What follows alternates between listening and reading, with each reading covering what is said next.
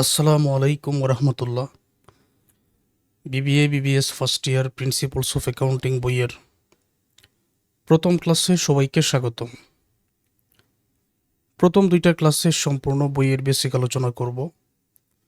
তোমরা বলতে পারো প্রথম দুইটা ক্লাস অন্যান্য 20টা ক্লাসের চেয়েও বেশি গুরুত্বপূর্ণ। এই কথাটা বলার কারণ কি? একটা উদাহরণ দিয়ে আমি তোমাদেরকে বোঝাচ্ছি। যেমন ধরো, বাংলা ইংরেজি পড়ার জন্য তো অ আ ক খ এবিসিডি প্রথমেই জানতে হবে। তাহলে প্রিন্সিপালস অফ অ্যাকাউন্টিং বইয়ের অঙ্কের সমাধানের জন্য 3টা বেসিক প্রথমে জানতে হবে। এতটাই গুরুত্বপূর্ণ। যেরকমভাবে অ আ ক খ এবিসিডি না জেনে বাংলা ইংরেজি পড়া যায় না, ওই 3টা বেসিক না জেনে প্রিন্সিপালস অফ অ্যাকাউন্টিং বইয়ের অঙ্কের সমাধান করা যায় না।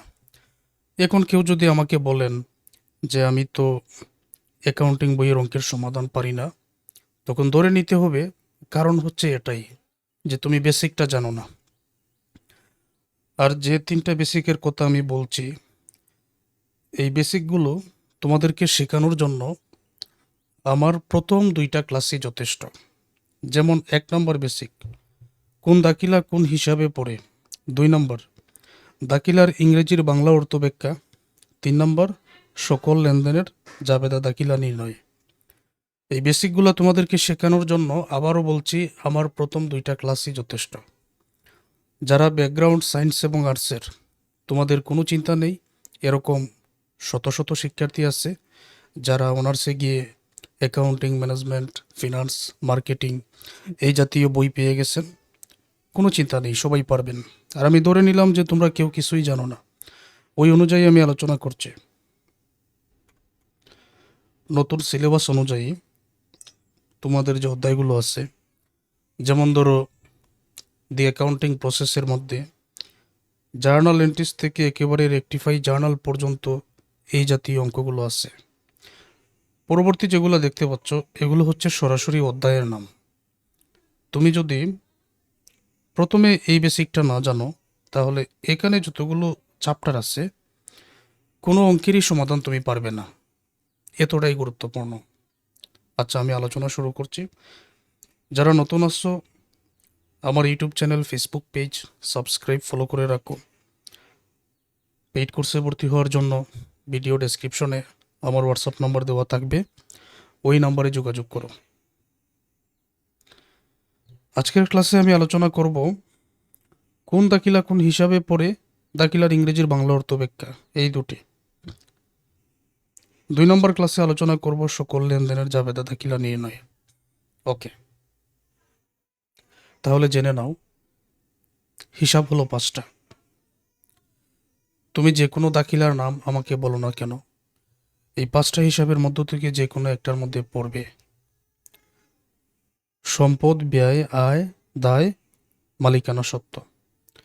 সম্পদের ইংরেজি হলো অ্যাসেটস, ব্যয়ের ইংরেজি এক্সপেন্স, আয়ের ইংরেজি ইনকামস, দায়ের ইংরেজি লাইবিলিটিস, মালিকানা সত্ত্ব এটার ইংরেজি হচ্ছে ওনার্স ইকুইটি। মূলত এই যে অধ্যায়গুলোতে তোমাদেরকে একটা প্রশ্ন দেওয়া হবে, ওই প্রশ্ন থেকে সমাধান করার জন্য বলা হবে। তো প্রশ্নের মধ্যে যেটা দেওয়া থাকবে সেটা কি জানো তোমরা? মূলত দেওয়া থাকবে দাখিলা এবং লেনদেন। তো তুমি আগে থেকে যদি কোন দাখিলা কোন হিসাবে পড়ে, ইংরেজির বাংলা অর্থ, সকল লেনদেনের জাবেদা দাখিলা আগে থেকে যদি জানো, তাহলে কি অঙ্কের সমাধান করতে তোমার কাছে কঠিন মনে হবে? তো যাই হোক, এটা প্রাথমিক ধারণা দিলাম, যেগুলোর প্রয়োজন আছে। তো চলো এখন আমরা জেনে নিব যে সম্পদ বা অ্যাসেটসের মধ্যে কোন কোন দাখিলাগুলো পড়ে, তার ইংরেজির বাংলা অর্থ আর ব্যাখ্যাটা আমি আমার মতো করে বুঝিয়ে দিচ্ছি। আর একটু ধীরে ধীরে আলোচনা করব যাতে তোমাদের বুঝতে কোনো অসুবিধা না হয়। সম্পদ নিয়ে আলোচনা করব। 3 ধরনের সম্পদ সম্পর্কে আমরা জানব। 1 নম্বরে কারেন্ট অ্যাসেটস। কারেন্ট অ্যাসেটসের বাংলা অর্থ হলো চলতি সম্পদ। 2 নম্বরে ইনভেস্টমেন্ট অ্যাসেটস, এটার বাংলা অর্থ হচ্ছে বিনিয়োগ সম্পদ। 3 নম্বরে ফিক্সড অ্যাসেটস, বাংলা অর্থ হচ্ছে স্থায়ী সম্পদ। চলতি সম্পদের বৈশিষ্ট্য হলো বছরের ভিতরে এটার হ্রাস এবং বৃদ্ধি আসছে। আরেকটা বৈশিষ্ট্য হলো এটা ভবিষ্যতে নগদ টাকায় রূপান্তর হবে। এই দুইটা বৈশিষ্ট্যের উপর ভিত্তি করে আমরা চলতি সম্পদ চিনতে পারবো। এগুলার ব্যাখ্যা জানানোর আগে গুরুত্বপূর্ণ দুইটা তথ্য আমি তোমাদেরকে দিচ্ছি, মনে রাখতে হবে একেবারে প্রতিটা চ্যাপ্টারের অঙ্কের সমাধানের জন্য। 1 নম্বরে, সবসময় নিজেকে ব্যবসায়ের মালিক ধরে নেবেন। তোমার সামনে যে অঙ্কগুলো দেওয়া হবে এগুলো তো মূলত ব্যবসায়ের অঙ্কের সমাধান করতে হবে। সবসময় তুমি নিজেকে ব্যবসায়ের মালিক ধরে নিবে, এটা হলো 1 নাম্বার কথা।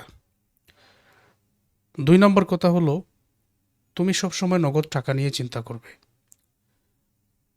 1 নাম্বার নিজেকে ব্যবসায়ী ধরে নিবে, 2 নম্বরে সবসময় নগদ টাকা নিয়ে চিন্তা করবে।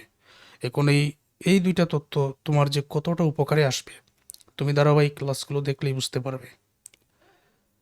এখানে যে আছে 1 নম্বরে ক্যাশ ইন হ্যান্ড, বাংলা অর্থ হাতে নগদ, অর্থাৎ তোমার ব্যবসায়ের যেই পরিমাণ নগদ টাকা আছে, এই নগদ টাকাটা আজকে মনে করো আছে 10,000 টাকা, আগামীকাল সেটা বৃদ্ধি পেয়ে 20,000ও হতে পারে, অথবা হ্রাস পেয়ে 5,000ও হতে পারে। তাহলে এটা হ্রাস বৃদ্ধি আছে, সুতরাং এটা হলো চলতি সম্পদ। নাম দেখেই তো বোঝা যাচ্ছে।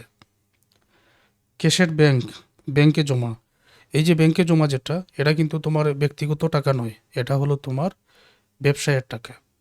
তোমার ব্যবসায়ের টাকা ব্যাংকে যেই পরিমাণ জমা আছে তার নাম ব্যাংক জমা, এটারও হ্রাস বৃদ্ধি আছে। আজকে যদি তোমার ব্যাংকের মধ্যে 1 লক্ষ টাকা জমা থাকে, আগামীকাল তুমি চাইলে টাকাটা তুলেও নিতে পারো, অথবা আরও টাকা জমাও দিতে পারো, সুতরাং এটারও হ্রাস বৃদ্ধি আছে। এই জন্য এটাও চলতি সম্পদ। অ্যাকাউন্টস রিসিভেবল, বাংলা অর্থ দেনাদার। একটু আগে বলেছিলাম তুমি নিজেকে ব্যবসায়ী ধরে নাও। এখন যদি আমি তোমাকে প্রশ্ন করি তোমার ব্যবসার মধ্যে আয় হয় কিভাবে, উত্তরে বলবে যে ব্যবসার মধ্যে আয় হয় বিক্রয় করলে।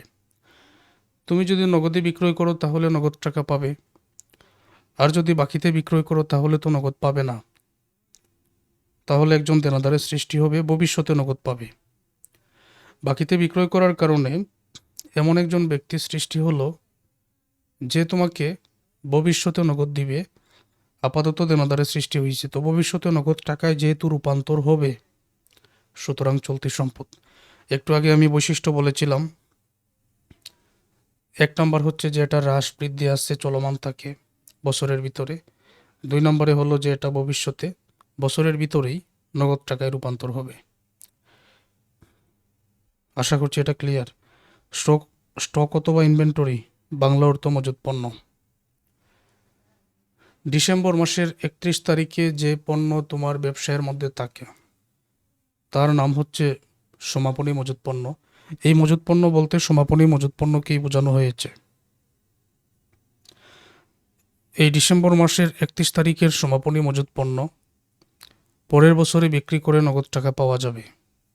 তো যেহেতু ভবিষ্যতে নগদ টাকায় রূপান্তর হবে, সুতরাং আমরা ধরে নিতে পারি এটা হলো চলতি সম্পদ। প্রিপেইডের বাংলা অর্থ হলো অগ্রিম, এক্সপেন্সের বাংলা অর্থ হলো ব্যয়, অগ্রিম ব্যয়। এই মুহূর্তে যদি প্রশ্ন করি তোমার ব্যবসায়ের মধ্যে কী ধরনের ব্যয়গুলো থাকতে পারে আমাকে একবার বলো তো। তুমি বলতে পারো আমি আমার কর্মচারীর বেতন দিচ্ছি, বেতন একটা ব্যয় হতে পারে। দোকানের ভাড়া দিচ্ছি, ভাড়াও একটা ব্যয় হতে পারে। তো অগ্রিম বেতন, অগ্রিম ভাড়া, অগ্রিম মজুরি, যেটা তুমি ব্যয়ের টাকাটা আগে দিয়ে দিচ্ছ। যেমন উদাহরণ, তোমার কর্মচারীর জুলাই মাসের বেতনের টাকা 31 তারিখে না দিয়ে 1 তারিখে দিয়ে দিচ্ছ, সুতরাং আগে দিয়ে দিচ্ছ। এখন পর্যন্ত ব্যয় হয় নাই কিন্তু টাকা তুমি দিয়ে দিচ্ছ, তখন অগ্রিম ব্যয়ের টাকা তুমি দিয়ে দিচ্ছ। তো এখন পর্যন্ত ব্যয় হয় নাই, তাহলে এটা কোন হিসাবে থাকবে? চলতি সম্পদের মধ্যে থাকবে। অ্যাক্রুয়েড, বকেয়া, ইনকাম মানে আয়, বকেয়া আয়। তো বকেয়া মানে বাকি আছে এমন, তোমার যে আয়ের টাকাটা এখনো বাকি আছে এটা তুমি নিশ্চয়ই ভবিষ্যতে পাবে, ভবিষ্যতে নগদ টাকায় রূপান্তর হবে তোমার ব্যবসায়ের জন্য। এই জন্য এটা চলতি সম্পদের মধ্যে পড়ে। নোটস, রিসিভেবল, প্রাপ্য, বিল। বলতে চাই কোনো শব্দের সাথে যদি রিসিভেবল অথবা প্রাপ্য এই কথা যুক্ত থাকে তাহলে সেটা চলতি সম্পদের মধ্যে পড়ে। বলতে পারো রেন্ট রিসিভেবল, মানে যে কোনো কিছু, কমিশন রিসিভেবল, নোট রিসিভেবল। কেন? কারণ প্রাপ্য মানে হচ্ছে ভবিষ্যতে পাবো, আর প্রাপ্তি মানে পেয়ে গেছি। কোনো শব্দের সাথে যদি রিসিভড অথবা প্রাপ্তি এই দুইটা থাকে তখন ধরে নিতে হবে এটা আয়। প্রাপ্তি মানে পেয়েছি, পেয়েছি মানেই তো আয়। আর যেটা পাবো ভবিষ্যতে নগদে রূপান্তর হবে তার নাম হলো প্রাপ্য, ইংরেজি নাম রিসিভেবল। সুতরাং এটা সম্পদের মধ্যে পড়ে। সাপ্লাইজ সরবরাহ, ব্যবসায়ের কাগজপত্র, চক ডাস্টার এই জাতীয় যে মজুদগুলো এখনও ব্যবহার হয়ে নাই, মজুদ অবস্থায় থাকে, তার নাম হলো সাপ্লাইজ। তারপর যেটা ব্যবহার হয়ে যায় তার নাম হচ্ছে সাপ্লাইজ এক্সপেন্স অথবা সরবরাহ খরচ। এই গেল চলতি সম্পদের উদাহরণ। এখন বিনিয়োগ সম্পদ। বিনিয়োগের বৈশিষ্ট্য, আমি এমন কোনো জায়গায় টাকাটা জমা রাখবো মুনাফার আশায়। টাকা জমার কারণে যে মুনাফা পাচ্ছি এটা আমার জন্য আয়। আর টাকাটা যে আমি জমা রাখতেছি তার নাম বিনিয়োগ, ইনভেস্টমেন্ট অথবা বিনিয়োগ। সরকারি সিকিউরিটিতে যদি আমি বিনিয়োগ করি মুনাফার আশায় তার নাম বিনিয়োগ। কিন্তু আমি যে টাকা জমা রাখার কারণে যে মুনাফাটা পাচ্ছি সেটা আবার আয়ের মধ্যে পড়ে। আর জমা যে রাখলাম এটার নাম সম্পদ, কারণ এটা জমা রাখার কারণেই কিন্তু আয়টা আসতেছে। এবার আমি স্থায়ী সম্পদ নিয়ে আলোচনা করতে চাই। স্থায়ী সম্পদের বৈশিষ্ট্য হলো যে ব্যবসায়ে 1 বছরের চাইতে বেশি সময় পর্যন্ত ব্যবহার করা যায়।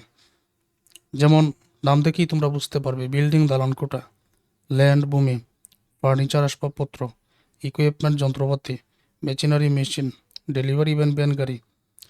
এখন পর্যন্ত যা আলোচনা করলাম এগুলো কিন্তু 1 বছরের চাইতে বেশি সময় পর্যন্ত ব্যবসায় ব্যবহার করা যায়, এটা তোমরা জানো। গুডউইলের বাংলা অর্থ সুনাম। তো সুনামটা আবার স্থায়ী সম্পদের মধ্যে পড়ে কিভাবে, এটা বোঝার চেষ্টা করো। আচ্ছা, যে ব্যবসায়ের সুনাম বেশি সেটার বিক্রয় বেশি, এটা তো তোমরা বুঝতে পেরেছ। তো যেটার বিক্রয় বেশি এটা কিন্তু নগদ টাকা বেশি পাবে, আর যেহেতু নগদ বেশি পাবে সুতরাং এটার সম্পদ বৃদ্ধি পাবে, যার কারণে সুনামটাই একটা সম্পদ। সুনামটা 1 বছরের চাইতে বেশি সময় পর্যন্ত থাকতে পারে, এই জন্য এটাকে স্থায়ী সম্পদ বলা হয়। আবার এটাকে স্পর্শ করা যায় না। এখানে যে সম্পদগুলো আছে এগুলো তুমি স্পর্শ করতে পারবে, কিন্তু সুনামকে স্পর্শ করা যায় না, এই জন্য এটাকে অস্পর্শনীয় সম্পদও বলা হয়। আশা করছি আমি যেরকম আলোচনা করেছি সম্পদগুলো নিয়ে তোমাদের বুঝতে কোনো আর অসুবিধা হবে না। তাহলে এবার আমি ব্যয় নিয়ে আলোচনা করব। এক্সপেন্স বাংলা অর্থ হচ্ছে ব্যয়। যেই সকল খাতের মাধ্যমে তোমাদের মনে হবে নগদ টাকা চলে যাচ্ছে সেগুলোই ব্যয়। একটু আগে বলেছিলাম নিজেকে ব্যবসায়ী ধরে নাও। যদি তাকে ক্রয়, তাহলে মনে করবে তুমি ক্রয় করেছ। যদি তাকে বিক্রয়, তাহলে মনে করবে তুমি বিক্রয় করেছ। আচ্ছা, এই যে পারচেজ বাংলা অর্থ ক্রয়, তো ক্রয় করলে নগদ নিশ্চয়ই চলে যাবে। নগদ যেহেতু চলে যাবে সুতরাং এটা ব্যয়। ওয়াইজেস বাংলা অর্থ মজুরি, তো শ্রমিকের মজুরি দিলে নগদ তো চলেই যাবে সুতরাং এটা ব্যয়। রেন্ট এক্সপেন্স বাংলা অর্থ ভাড়া, দোকানের ভাড়া দিলে নগদ তো চলে যাবে সুতরাং এটা ব্যয়। স্যালারি বাংলা অর্থ বেতন, কর্মচারীর বেতন দিলে নগদ তো চলেই যাবে সুতরাং এটা ব্যয়। অ্যাডভার্টিজমেন্ট বাংলা অর্থ বিজ্ঞাপন, তোমার ব্যবসায়ের পণ্য ভোক্তাদেরকে জানানোর জন্য যে প্রচার মাধ্যম তার নাম বিজ্ঞাপন। প্রচার তো আর এমনি এমনি হয় না, নগদ চলে যায় সুতরাং এটা ব্যয়। অ্যাপ্রেন্টিসশিপ অ্যালোয়ান্স শিক্ষানবিশ ভাতা, কোনো কিছু শিখতে গিয়ে যে নগদ টাকা চলে যায় তার নাম হলো শিক্ষানবিশ ভাতা। যেহেতু নগদ চলে যায় সুতরাং ব্যয়। সাপ্লাইজ এক্সপেন্স সরবরাহ খরচ, যে সাপ্লাইজটা ব্যবহার হয়ে যায় তার নাম হলো সরবরাহ খরচ বা সাপ্লাইজ এক্সপেন্স। আর যেটা মজুদ থাকে সেটা হলো সাপ্লাইজ, ওইটা আবার সম্পদের মধ্যে পড়ে। ওপেনিং ইনভেন্টরি প্রারম্ভিক মজুদ পণ্য। জানুয়ারি মাসের 1 তারিখে যে পণ্য ব্যবসায়ের মধ্যে মজুদ থাকে তার নাম প্রারম্ভিক মজুদ পণ্য। কোনো ব্যবসা প্রতিষ্ঠান যদি বিক্রয় করতে চায়, প্রথমে পণ্য ক্রয় করে আনতে হবে, তারপর সেটার সাথে মুনাফা যোগ করে বিক্রয় করবে। তাহলে নিজেকে প্রথমে ক্রয় করে আনতে হবে বছরের প্রথম তারিখে। তো এটা তো আর এমনি এমনি আসে না, নগদ চলে যায়। এটা কিনতে গেলেও নগদ টাকা চলে যায়, সুতরাং এটা ব্যয়। অ্যাকাউন্ট ডেপ্ট এক্সপেন্স অনুযায়ী পাওনা। মনে করো একজন ব্যক্তির কাছে আমি 1 লক্ষ টাকা বিক্রয় করলাম বাকিতে। কোনো একটা কারণে আমি ওই ব্যক্তির কাছ থেকে 40,000 টাকা একেবারেই পাবো না, এটা নিশ্চিত। মানে যে কোনো কারণে ওই 40,000 টাকা আমি আর পাবো না, একেবারে নিশ্চিত। তো একেবারে নিশ্চিত যে টাকাটা পাবো না তার নাম অনুযায়ী পাওনা, সুতরাং এটা ব্যয়ের মধ্যে পড়ে। ডেপ্রিসিয়েশন বাংলা অর্থ অপচয়। তো অপচয় কি? সংজ্ঞা হলো স্থায়ী সম্পদ স্থায়ী সম্পদ ব্যবহারের কারণে যে ব্যয় হয় তার নাম হলো অপচয়। আচ্ছা, এই যে এখানে দেখো, মনে করো আমি আমার ব্যবসায়ের মধ্যে একটা যন্ত্রপাতি 10,000 টাকায় ক্রয় করে নিয়ে আসলাম। 3 মাস ব্যবহার করেছি। 3 মাস ব্যবহার করার ফলে এখন যদি আমি এটা বিক্রি করতে চাই, উদাহরণস্বরূপ আমি এখন 7,000 টাকায় বিক্রি করলাম, তাহলে 3,000 টাকা কমে গেল কেন? ব্যবহার করার কারণে। এক সময় ব্যবহার করতে করতে এটার মূল্যটাও কমে যাবে, আবার এই যন্ত্রপাতি যেটা এটাও অকেজো হয়ে যাবে। তখন নতুন করে আরও একটা যন্ত্রপাতি ক্রয় করার প্রয়োজন পড়বে। তো ওইটা ক্রয় করার জন্য আবার ব্যবসা থেকে নগদ টাকা চলে যাবে, যার কারণে অবচয়ের হিসাবটা রাখা হয়। আর ব্যবহার করার কারণে যে ব্যয়টা হলো 3,000 টাকা, এটার নাম হলো অবচয়। তো অবচয়টা এই জন্য ব্যয়ের মধ্যে পড়ে।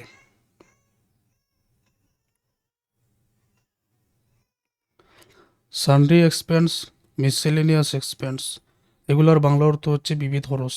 তো বিবিধ খরচ বলতে ছোটোখাটো নানাবিধ খরচ যেগুলো আছে এগুলাই বোঝায়। ইন্টারেস্ট অন লোন, ঋণের সুদ। কারো কাছ থেকে ঋণ নিচ্ছ, ফলে সুদ দিচ্ছ, তো এটা নিশ্চয়ই ব্যয়, নগদ চলে যায়।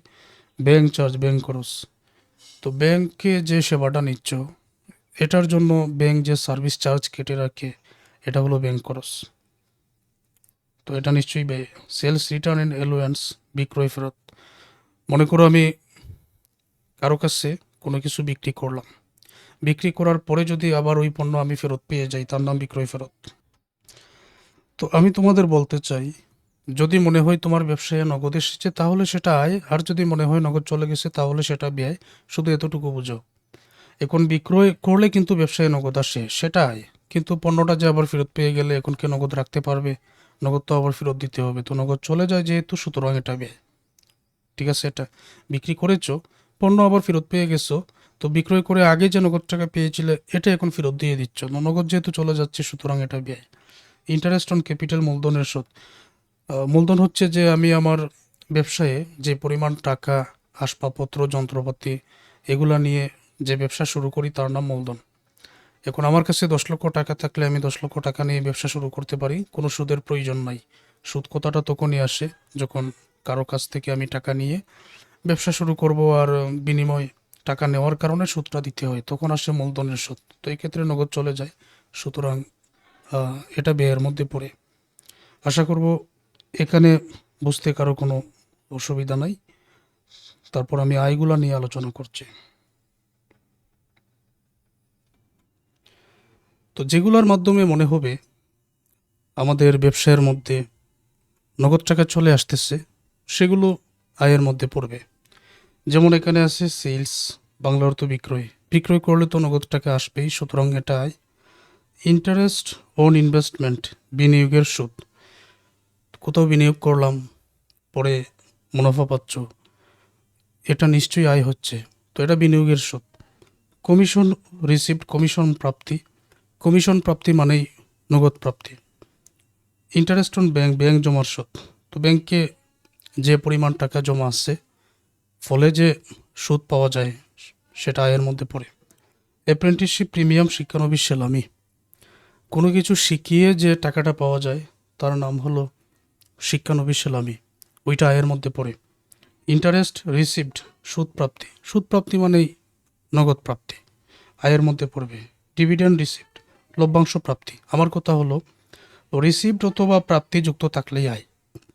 আর যাই হোক, সুদ প্রাপ্তি, লভ্যাংশ প্রাপ্তি, কমিশন প্রাপ্তি, এগুলো আয়। ইন্টারেস্ট অন ড্রয়িং, উত্তোলনের সুদ। উত্তোলন মানে টাকা তোলা। তুমি তোমার ব্যবসা থেকে টাকা যখন তখন তুলতে পারো, এই ক্ষেত্রে কাউকে সুদ দিতে হচ্ছে না। তাহলে সুদ কেন আসলো? আসলে টাকা তুলে হয়তো তুমি এমন কোথাও বিনিয়োগ করতেছো, ফলে সুদ পাচ্ছ। ওই সময় কিন্তু উত্তোলনের সাথে সুদ কথাটা আসে। তো যেহেতু টাকা ব্যবসা থেকে তুলে এমন কোনো জায়গায় বিনিয়োগ করতেছো, ফলে সুদ পাচ্ছ, তাহলে নিশ্চয়ই এটা তোমার জন্য আয়। পারচেজ রিটার্ন অ্যান্ড অ্যালোয়েন্স, ক্রয় ফেরত। কোনো কিছু আমি ক্রয় করলাম, আবার ফেরতও দিয়ে দিলাম। চাহিদা থাকার কারণেই কিন্তু আমরা ক্রয় করি। প্রথমে যখন ক্রয় করেছি তখন কিন্তু নগদ চলে গেছে, আর পরে যখন পণ্যটা আবার ফেরত দিয়ে আবার নগদ টাকা নিয়ে আসলাম, তখন নগদ চলে এসেছে। আর নগদ যেহেতু চলে এসেছে, সুতরাং এটা আয়। প্রথমে ক্রয় করতে গিয়ে কিন্তু নগদ চলে যায়, কিন্তু পণ্যটা যেটা ক্রয় করেছি আবার ফেরত দিয়ে দিছি, তখন নগদ চলে আসতেছে, সুতরাং তখন এটা আয়।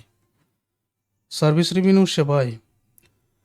দুই ধরনের ব্যবসা প্রতিষ্ঠান, দুই ধরনের ব্যবসা প্রতিষ্ঠানের অঙ্কের সমাধান তোমাদের করতে হবে একেবারে ফার্স্ট ইয়ার থেকে ফাইনাল ইয়ার পর্যন্ত। একটা হলো উৎপাদনমূলক, যেটা ক্রয় বিক্রয় করে টাকা উপার্জন করে, উৎপাদনমূলক ব্যবসা প্রতিষ্ঠান। আরেকটা হলো সেবামূলক। সেবামূলক ব্যবসা প্রতিষ্ঠানের উদাহরণ হলো, যেমন ধরো লন্ড্রি সার্ভিস যারা প্রদান করে, তারা কি কোনো কিছু ক্রয় বিক্রয় করে? না, সেবা প্রদান করে। একজন উকিল ওকালতি করে সেবা প্রদান করে টাকা উপার্জন করেন। একজন ডাক্তার রোগী দেখে সেবা প্রদান করে টাকা উপার্জন করেন। এটা হলো সেবামূলক প্রতিষ্ঠানের উদাহরণ। তো সেবা প্রদান করলে নগদ পাওয়া যায়। ঠিক আছে, আমরা আয় নিয়ে আলোচনা করলাম।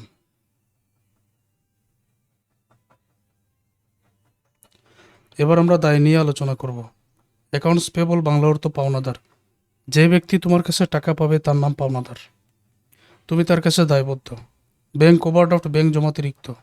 ব্যাংকে যত জমা আছে তার চেয়ে অতিরিক্ত টাকা তুললে তার নাম হয় ব্যাংক জমাতিরিক্ত। তো ব্যাংকে তোমার যত জমা আছে তুলতে পারো, অসুবিধা নাই, কিন্তু অতিরিক্ত যেটা তুলেছো সেটা তো ব্যাংক তোমার কাছে পাবে, সুতরাং দায়বদ্ধ। অ্যাক্রুয়েড এক্সপেন্স, অ্যাক্রুয়েড মানে বকেয়া, এক্সপেন্স মানে খরচ, বকেয়া খরচ। বকেয়া পরে যদি ব্যয় জাতীয় কোনো শব্দ থাকে, যেমন ধরো বকেয়া বেতন, বকেয়া ভাড়া, বকেয়া মজুরি, তো বকেয়া মানে বাকি আছে, এমন যেটা বাকি আছে সেটা তোমাকে দিতেই হবে, সুতরাং এটা দায়ের মধ্যে পড়ে। একই রকমভাবে ইন্টারেস্ট পেবল মানে বকেয়া সুদ, যে সুদের টাকা এখনো বকেয়া দিতে হবে। আনআর্ন রেভিনিউ, অনুপার্জিত আয়। অনুপার্জিত আয়টা ভালো করে বুঝো। মনে করো তুমি কাউকে একটা সেবা প্রদান করবে 10,000 টাকা, সেবাটা প্রদান করবে পরের মাসে, কিন্তু আজকে উনি তোমাকে টাকাটা দিয়ে গেছেন। এখনো তুমি সেবা প্রদান করো নাই। যতক্ষণ না সেবা প্রদান করতেছো ততক্ষণ যাবৎ তোমার এটা উপার্জিত হয় নাই, অনুপার্জিত রয়ে গেছে, ততক্ষণ যাবৎ তোমার এটা আয় হয় নাই। আয়ের টাকা যদিও তুমি আগে পেয়ে গেছো, কিন্তু যতক্ষণ না তুমি সেবা প্রদান করতেছো ততক্ষণ যাবৎ তোমার এটা আয় হচ্ছে না, অনুপার্জিত রয়ে গেছে, ততক্ষণ যাবৎ তুমি দায়বদ্ধ, যতক্ষণ না তুমি সেবা প্রদান করতেছো। তার মানে সেবা প্রদানের টাকা যদি আগে পেয়ে যাই আর পরে যদি সেবা প্রদান করি, এটার নাম অনুপার্জিত আয়। কেন এটা দায়? কারণ হলো এখন পর্যন্ত টাকা পেয়েছি ঠিক, কিন্তু আমি তো সেবা প্রদান করি নাই, তাহলে তো সেবা প্রদান করতে হবে, অতএব আমি দায়বদ্ধ, এটার নাম অনুপার্জিত আয়। নোটস পেবল, প্রদেয় নোট বা প্রদেয় বিল, যে বিলের মধ্যে লেখা থাকে যে 2 মাস 3 মাস পরে টাকা পরিশোধ করতে বাধ্য, সুতরাং এটা দায় প্রকাশ করে। এখন পর্যন্ত যা আলোচনা করে বুঝালাম, এটা হচ্ছে কারেন্ট লাইবিলিটিস বা চলতি দায়। এবার লোন, বাংলা অর্থ ঋণ। ঋণ কিন্তু 1 বছরের চাইতে বেশি সময় পর্যন্ত থাকতে পারে, এই জন্য এটা দীর্ঘমেয়াদী দায়। আর আগের যেগুলো আলোচনা করলাম এগুলো কিন্তু 1 বছরের ভিতরে পরিশোধ করা হয়। তারপরে আছে মর্টগেজ লোন, বন্ধক ঋণ, কোনো কিছু বন্ধক রেখে ঋণ নেওয়া। ডিবেঞ্চার, ঋণপত্র, ঋণপত্র ইস্যু করে কোম্পানির মূলধন গঠন করা, এগুলো প্রত্যেকটা হচ্ছে দীর্ঘমেয়াদী দায়।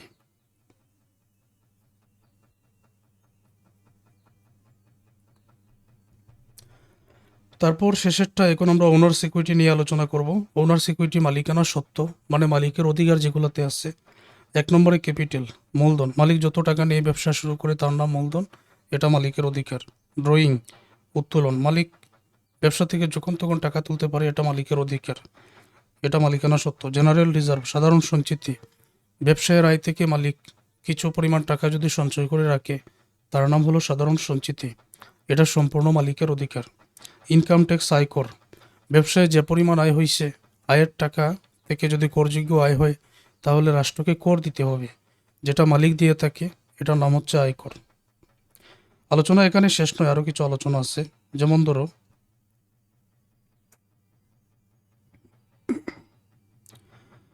ট্রায়াল ব্যালেন্স নামে একটা অঙ্ক আছে, যেখানে দুইটা দিক আছে, একটা হলো ডেবিট আর একটা হলো ক্রেডিট। ওই ট্রায়াল ব্যালেন্সে ডেবিটে বসে সম্পদ এবং ব্যয়, ক্রেডিটে বসে আদায় মালিকানা সত্ত্ব। আবারও বলছি, ডেবিটে বসে সম্পদ এবং ব্যয়, ক্রেডিটে বসে আদায় মালিকানা সত্ত্ব। কিন্তু সকল মালিকানা সত্ত্ব ক্রেডিটে নয়, কিছু মালিকানা সত্ত্ব ডেবিট, আবার কিছু মালিকানা সত্ত্ব ক্রেডিট। এটাও আমি এখন বুঝিয়ে দিই, তাহলে পরে আর কোনো অসুবিধা হবে না। কোনটা ডেবিট কোনটা ক্রেডিট? যেটা মালিকানা সত্ত্ব বৃদ্ধি করে ওইটা ডেবিট, যেটা মালিকানা সত্ত্ব হ্রাস করে ওইটা যেটা মালিকানা সত্ত্ব বৃদ্ধি করে ওইটা ক্রেডিট, আর যেটা মালিকানা সত্ত্ব হ্রাস করে ওইটা ডেবিট। যেমন ধরো ক্যাপিটাল, মূলধন। এখন আমি যদি আমার ব্যবসায়ের মধ্যে আরও 1 লক্ষ টাকা মূলধন হিসাবে আনি, তাহলে মালিকানা সত্ত্ব বৃদ্ধি পাবে, সুতরাং এটা হলো ক্রেডিট। ড্রয়িং, উত্তোলন। আমি যদি আমার ব্যবসা থেকে টাকা তুলি, তাহলে মালিকানা সত্ত্ব হ্রাস পাবে, টাকার পরিমাণটা কমবে, যেহেতু হ্রাস পাবে এই জন্য এটা ডেবিট। আর ড্রয়িং যেহেতু মালিকানা সত্ত্ব হ্রাস করে, এই জন্য এটার আরেকটা নাম আছে, বিপরীত মালিকানা সত্ত্ব এটাকে বলা হয়। জেনারেল রিজার্ভ, সাধারণ সঞ্চিতি। নিশ্চয়ই ব্যবসায়ের আয় থেকে যদি আমি আলাদা করে জমা রাখি, এটা মালিকানা সত্ত্ব বৃদ্ধি করে, সুতরাং এটা ক্রেডিট। ইনকাম ট্যাক্স, সরকারকে আয়কর দিলে তো ব্যবসায়ের টাকাটা হ্রাস পাবে, তো এটা মালিকানা সত্ত্ব হ্রাস পাবে, এই জন্য এটা ডেবিট।